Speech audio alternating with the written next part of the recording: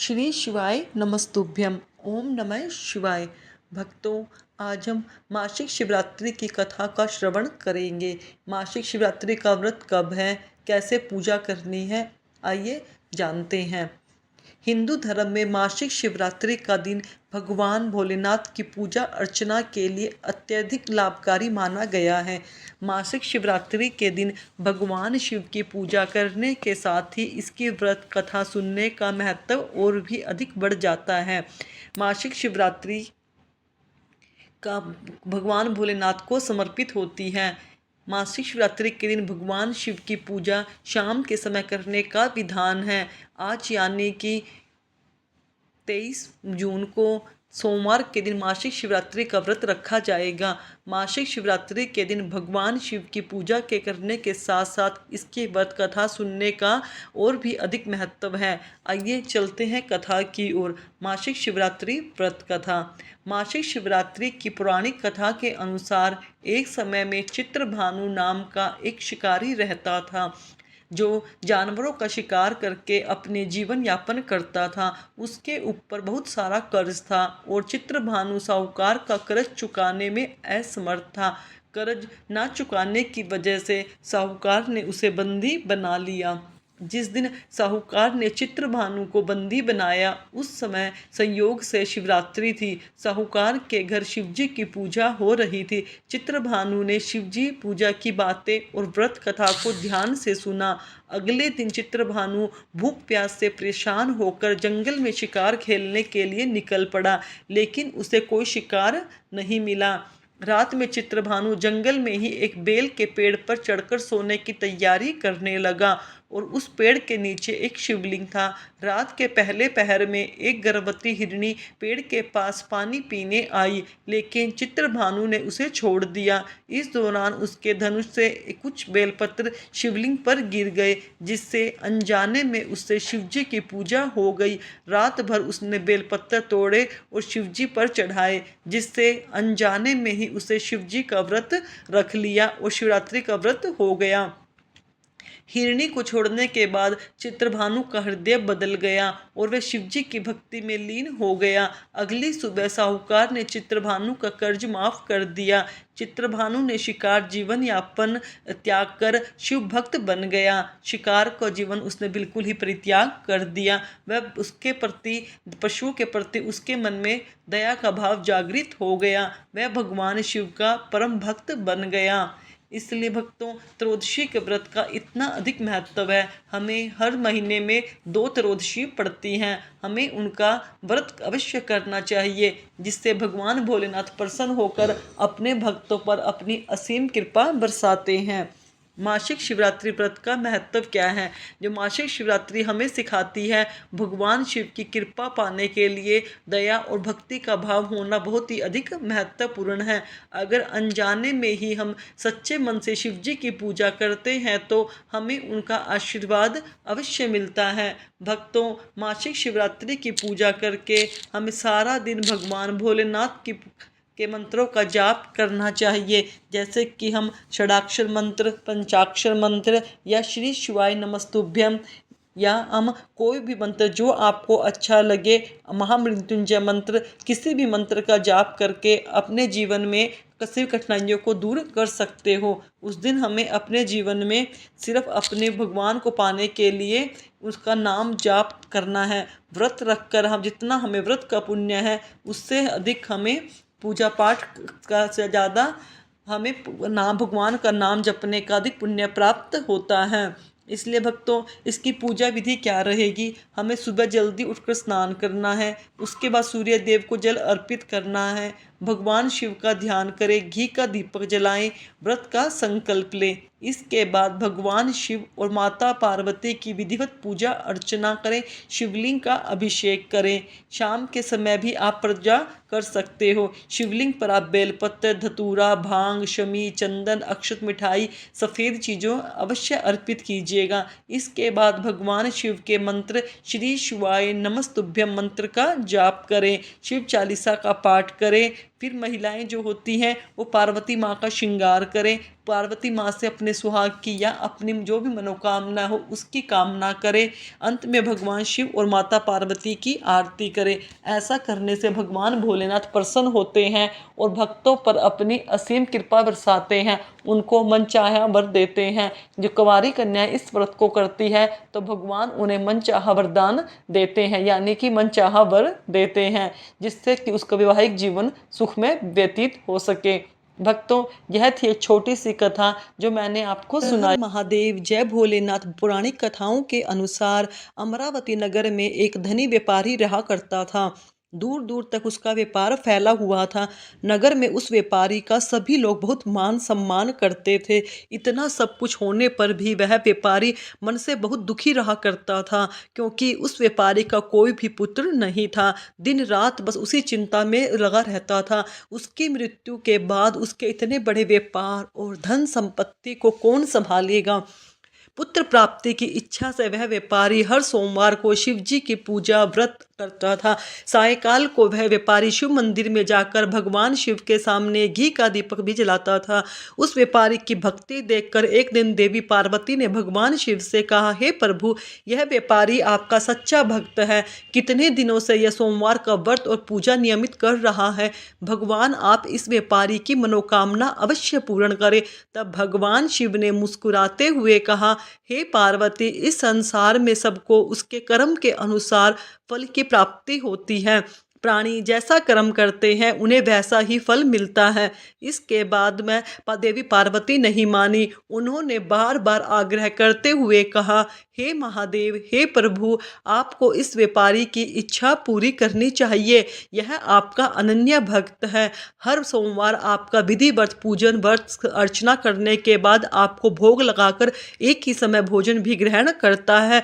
आपको इसके पुत्र प्राप्ति का वरदान तो देना ही होगा। प्रभु, देवी पार्वती का आग्रह देखकर भगवान शिव ने कहा, देवी पार्वती, तुम्हारे आग्रह पर मैं इस व्यापारी को पुत्र प्राप्ति का वरदान देता हूँ, लेकिन इसका पुत्र 16 वर्ष से अधिक जीवित नहीं रहेगा। उसी रात भगवान शिव ने स्वप्न में उस व्यापारी को दर्शन देकर उसे पुत्र प्राप्ति का वरदान दिया और उसके पुत्र के 16 वर्ष तक जीवित रहने की बात भी बताई।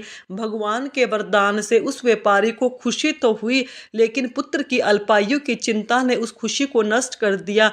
व्यापारी अब भी पहले की तरह सोमवार का विधिवत व्रत पूजन अर्चन करता रहा। कुछ महीने पश्चात उसके घर में एक सुंदर से पुत्र उत्पन्न हुआ। पुत्र जन्म से व्यापारी के घर में खुशियां मनाई गई, बहुत धूमधाम मचाई गई। पुत्र जन्म समारोह मनाया गया। व्यापारी को पुत्र जन्म की अधिक खुशी नहीं हुई, क्योंकि उसे पुत्र की अल्पायु का रहस्य पता था, लेकिन यह रहस्य घर में किसी और को मालूम नहीं था।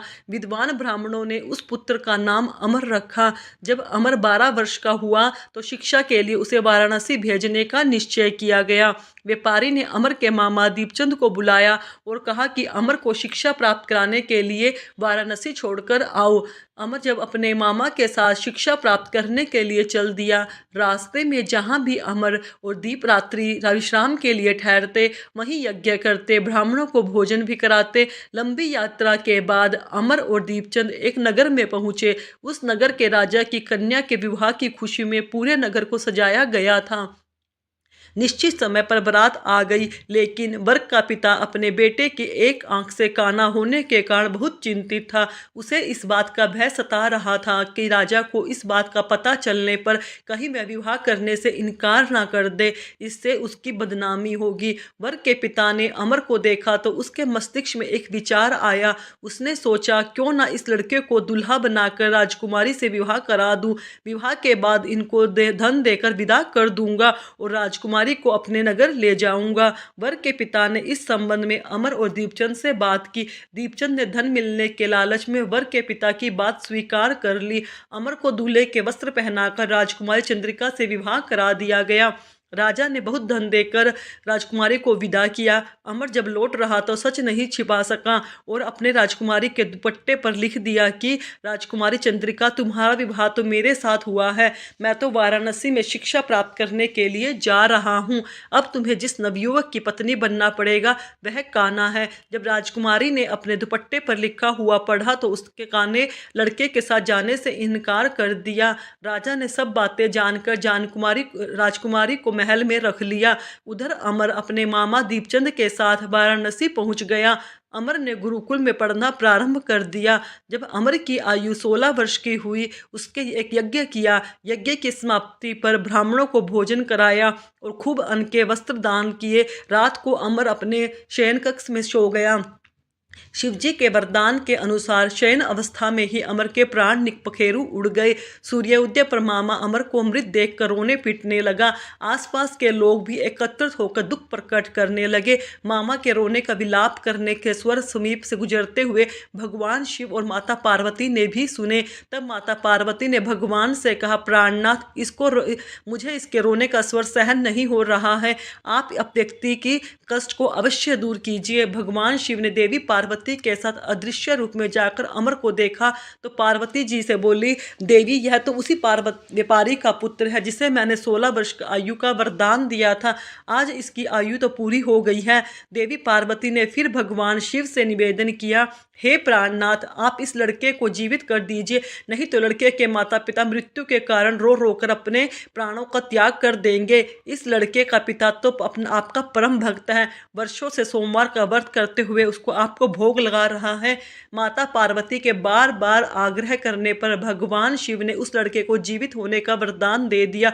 कुछ ही क्षणों में वह जीवित होकर उठ बैठा। फिर शिक्षा समाप्त कर अमर मामा के साथ अपने नगर की ओर चल दिया। दोनों चलते हुए उसी नगर में पहुंचे जहां अमर का विवाह हुआ था। उस नगर में भी अमर ने यज्ञ का आयोजन किया। समीप से गुजरते हुए नगर के राजा के यज्ञ का आयोजन देखा। तब राजा ने अमर को तुरंत पहचान लिया। यज्ञ समाप्त होने पर राजा अमर उसके मामा को महल में ले गया। कुछ दिनों उन्हें महल में रखकर बहुत सारा धन वस्त्र देकर राजकुमारी के साथ विदा कर दिया। रास्ते में सुरक्षा के लिए राजा ने बहुत से सैनिकों को भी भेजा।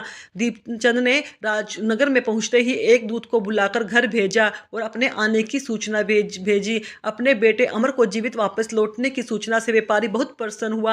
व्यापारी ने अपनी पत्नी के साथ स्वयं को एक कमरे में बंद कर रखा था। भूखे प्यासे रहकर व्यापारी और उसकी पत्नी बेटे की प्रतीक्षा कर रही थी। उन्होंने प्रतिज्ञा कर रखी थी कि यदि उन्हें अपने बेटे की मृत्यु का समाचार मिला तो वे दोनों भी अपने प्राणों को त्याग देंगे। व्यापारी अपनी पत्नी और मित्रों के साथ नगर के द्वार पर पहुंच गया। अपने बेटे के विवाह का समाचार सुनकर पुत्र वधू राजकुमारी चंद्रिका को देखकर उसकी खुशी का ठिकाना नहीं रहा। उसी रात भगवान शिव ने व्यापारी के स्वप्न में आकर कहा, श्रेष्ठी, मैंने तेरे सोमवार के व्रत करने और व्रत तथा उसकी कथा सुनने से प्रसन्न होकर तेरे पुत्र को लंबी आयु प्रदान की है। यह सुनकर व्यापारी बहुत प्रसन्न हुआ। सोमवार का व्रत करने से व्यापारी के घर में खुशियां लौट आई। शास्त्रों में लिखा है, जो स्त्री पुरुष सोमवार का विधिवत व्रत करते हैं तथा कथा सुनते हैं उनके सभी इच्छाएं महादेव की कृपा से पूरी हो जाती हैं। सोमवार व्रत कथा समाप्त। प्रिय श्रोताओं, अब आपको सुनाते हैं नवग्रहों की कथा। ज्योतिष शास्त्रों में नवग्रहों को बहुत ही महत्वपूर्ण माना जाता है, क्योंकि इन्हीं ग्रहों की चाल के कारण सभी राशियों के जीवन पर सकारात्मक या नकारात्मक प्रभाव पड़ता है। लेकिन कथा सुनाने से पहले आपको नवग्रहों के माता पिता के बारे में भी बताते हैं। इन सभी नवग्रहों के माता पिता कौन हैं? ज्योतिष विज्ञान में ग्रह और उनकी दशा का विशेष महत्व है। यह सभी नवग्रह किसी न किसी क्षेत्र जैसे शिक्षा, ज्ञान, धन, लाभ, हानि इसका प्रतिनिधित्व करते हैं। सबसे पहले ग्रह के बारे बात करते हैं। सूर्यदेव के पिता का नाम कश्यप है और इनकी माता अदिति है। पंच देवताओं में सूर्यदेव का विशेष महत्व है। इनकी 2 पत्नियां हैं जिसका नाम संध्या और छाया है। शनिदेव भगवान सूर्य के पुत्र हैं और यमराज और देवी यमुना भी इनकी संतान हैं। दूसरे ग्रह चंद्र ग्रह चंद्रदेव महर्षि अत्रि के पुत्र हैं। उनकी माता का नाम अनसुईया है। शास्त्रों के अनुसार चंद्रदेव की 27 पत्नियां जो 27 नक्षत्रों का प्रतिनिधित्व करती हैं। चंद्रदेव बुध ग्रह के पिता हैं। तीसरे ग्रह में है मंगल ग्रह। शास्त्रों में बताया गया है मंगल देव के पिता भगवान शिव हैं और भूदेवी इनकी माता है। मंगल पूरी तरह से ब्रह्मचारी हैं। मांगलिक दोष का संबंध भी इन्हीं ग्रहों से होता है। चौथा ग्रह बुध ग्रह। बुध देव के पिता चंद्र और देवी तारा इनकी माता का नाम है। बुध देव को समस्त वेद और शास्त्रों का ज्ञान देव गुरु बृहस्पति से प्राप्त हुआ था। इनकी पत्नी का नाम इला है। चंद्रवंश का प्रारंभ भी इन्हीं से हुआ था। चौथे ग्रह है बृहस्पति देव गुरु।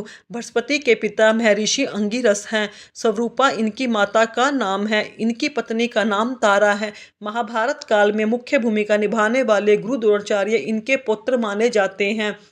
शास्त्रों में इन्हें देवगुरुओं का भी गुरु बताया गया है। पांचवें ग्रह है शुक्र ग्रह। शुक्र देव के पिता भृगु ऋषि हैं और काव्य माता इनकी माता का नाम है। इनकी कठिन तप के कारण भगवान शिव से मृत्यु संजीवनी विद्या प्राप्त हुई थी। इनकी पत्नी का नाम जयंती है, जिन्हें देवराज इंद्र की पुत्री के रूप में जाना जाता है। छठे ग्रह है शनि ग्रह। शनिदेव भगवान सूर्य के पुत्र हैं और इनकी माता का नाम छाया है। लेकिन शनि का स्वभाव अपने पिता के गुणों के बिल्कुल विपरीत है। शनिदेव कर्मों के अनुसार फल प्रदान करते हैं और इनकी पत्नी का नाम धामिनी सातवें ग्रह है। सातवें आठवें ग्रह के रूप में भी राहु और केतु को जाना जाता है, जो कि समुद्र मंथन के समय तक अमृत पान करने से पहले तक स्वर भानु था, जिसके पिता का नाम विप चित है और माता का नाम सिंगी का है। राहु की दो पत्नियां हैं, जिनका नाम नागवल्ली और नागकणी है। इनका वाहन काले अश्व वाला रथ है। वही स्वर भानु दैत्य के धड़ के केतु उत्पन्न हुए थे, जिनका वाहन चील है। यह तो था सभी नवग्रहों का परिचय। अब सुनिए नवग्रहों की कहानी। एक बार की बात है कि किसी गांव में एक भाई बहन रहते थे। बहन का विवाह हो चुका था, तो एक दिन भाई अपनी बहन से मिलने के लिए उसकी ससुराल जा रहा था। रास्ते में भाई को एक सांप मिला और कहने लगा, मैं तुम्हें डसूंगा। भाई बोला, नाग देवता, मैंने ऐसा कौन सा अपराध किया है जो आप मुझे डसने आए हो? आप मुझे क्यों डसना चाहते हो? तब सांप बोला, तुम्हारे 9 ग्रह की दशा लगी है, इसलिए मैं तुम्हें डस लूंगा। जब सांप किसी भी तरह राजी नहीं हुआ तो वह बोला कि ठीक है, अपनी बहन के घर उससे मिलने जा रहा हूँ, जब मैं वापस आऊँगा तब मुझे डस लेना। सांप बोला, क्या पता तुम वापस आते समय इस राह पर आओ या ना आओ, मैं तुम्हें अभी डसूंगा। तब वह लड़का बोला कि ठीक है, तुम ऐसा करो, मेरे इस थैले में बैठ जाओ, जब मैं अपनी बहन से मिलकर वापस आऊँगा तब तुम मुझे डस लेना। सांप ने उसकी बात मान ली, थैले में बैठ गया। लड़के ने ऊपर से बेलपत्तर ढक दिए ताकि वह किसी को दिखाई ना दे, फिर अपनी बहन के घर पहुँच गया। बहन उस समय 9 ग्रहों की कहानी कह रही थी। उसने भाई को आया हुआ देखकर भाई से कहा कि भाई तुम बैठो, पहले 9 ग्रह की कहानी कह लूँ, तुम बैठो और मेरी कहानी सुनो। बहन ने कहानी कही, भाई ने कहानी सुनी। जीवों की, जानवर की, हाथी की, घोड़े की, कुत्ते की, बिल्ली की, भाई की, बहन के, घर के धनी की, बेटी की, जमाई की, देवरानी जिठानी की, सास ससुर की, संग की सहेलियों की, सबके ग्रह शांत हो जाइए। ग्रह चले 8 पग, आदमी चले 4 पग, सांप बिच्छू भंवरे सब आग में जल जाए। ऐसे भाई को कहानी सुनाकर बहन खड़ी हो गई। भाई के पास रखे थैले को देखकर भाई से बोली, बहन भाई तू क्या लाया है? इसमें पहले कि भाई कुछ कहता तो उसने थैला उठाया और घर के अंदर ले गई। थैला खोलकर देखा तो बेलपत्तर के बन गए केले और संतरे, और सांप एक चमकता हुआ हार बन गया। हार पहनकर जब बहन बाहर आई तो बहनों के गले में चमकता हुआ हार देखकर भाई बोला, बहन तू इतना कीमती हार कहाँ से लाई? बहन बोली, भाई तू ही तो मेरे लिए यह हार लाया है। थैले में केले और संतरे के साथ हार भी तो था। भाई ने सुना तो हैरान रह गया, बोला, बहन इसमें हार नहीं बल्कि मैं तो अपना मौत लाया था। ऐसा कहकर उसने सारी बात अपनी बहन को बताई। फिर कहने लगा कि बहन तेरे 9 ग्रह की कहानी का प्रभाव है जो यह सांप हार बन गया। अब यह हार तू ही रख ले। कुछ ही दिनों बाद बहन घर के रहने आई। भाई वापस चला गया। तब बहन बोली, भाई 9 ग्रह की दशा लगी है, तुम जाकर भाई भाभी से कहना कि नवग्रह की कहानी कही। ऐसा कहकर उसने अपने भाई को विदा किया। भाई जब अपने घर पहुंचा जाकर अपनी पत्नी से बोला, सुनो हमारे 9 ग्रह की दशा लगी है, हम नवग्रह की कहानी रोज कहा करेंगे, मैं कहूँगा और तुम सुनोगे, तुम कहोगी मैं सुनूंगा। फिर बोला, जाओ 1 लोटा जल भरकर लाओ, साथ में चावल और चीनी के दाने भी लेकर आओ। उसकी पत्नी सारी सामग्री ले आई। कहानी कही। जीव की, जानवर की, हाथी की, घोड़े की, कुत्ते की, बिल्ली की, देवरानी की, जेठानी की, सास के, ससुर की, घर के धनी की, बेटी की, जवाई की, भाई की, बहन की, सबके ग्रहणों शांत हो जाइए। ग्रह चाले 8 पग, बंदा चाले 4 पग, सांप बिच्छू भंवरे सब आग में जल जाइयो। सभी के नौग्रहों को नमस्कार है। जैसे नौग्रहों की दशा भाई की उतरी, ऐसी सबकी उतरना। कहानी कहते सुनते हुंकारा भरते सबकी उतरे। सब पे नौग्रहों की कृपा बनी रहे। नौग्रहों की कहानी अगर आपको अच्छी लगी हो तो मेरी वीडियो को लाइक करें, कमेंट में राधे राधे लिखें। धन्यवाद भक्तों।